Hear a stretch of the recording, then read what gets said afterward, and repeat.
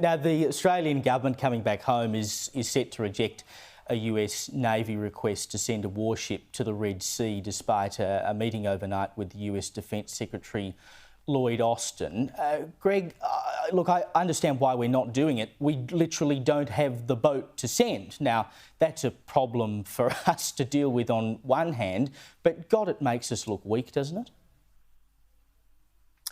Well, it does. There's still a bit of a mystery about why we can't do something. I mean, our frigates are indeed pathetic, clapped-out old, geriatric pensioners who should be, given an honourable retirement in an aged care home. And indeed, if they sail all the way there, they may well need the RACV or the NRMA to help them along the way or something.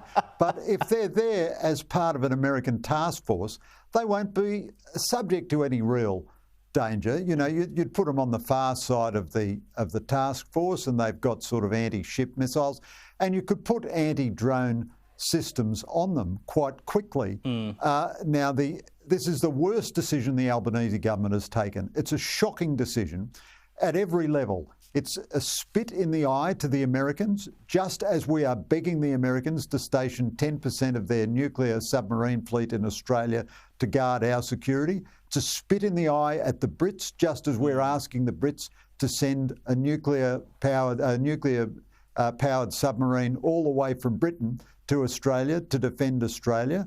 It is a sign of the complete shambles this government has made of defence, the utter failure of Defence Minister Richard Marles, that, the Ukrainians sank a Russian capital ship with drones 18 months ago or whatever it was, and we still don't have any drones, any armed drones ourselves, and we don't have any anti-drone capabilities on our ships. But you can put them on if you're urgent about it, but this government is urgent about nothing.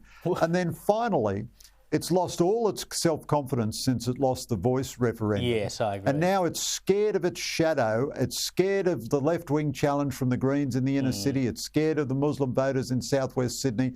So presumably it doesn't want the Greens saying at the next election, Albanese, the Americans whistled up for military support and Albanese sent a ship. And as a result, it's been lavishly praised. The Albanese government has been lavishly praised in the official Chinese media today. I know. Who say, well done, Labor government, you have resisted the American call to escalate the conflict, and your presence would have been an escalation of the military conflict.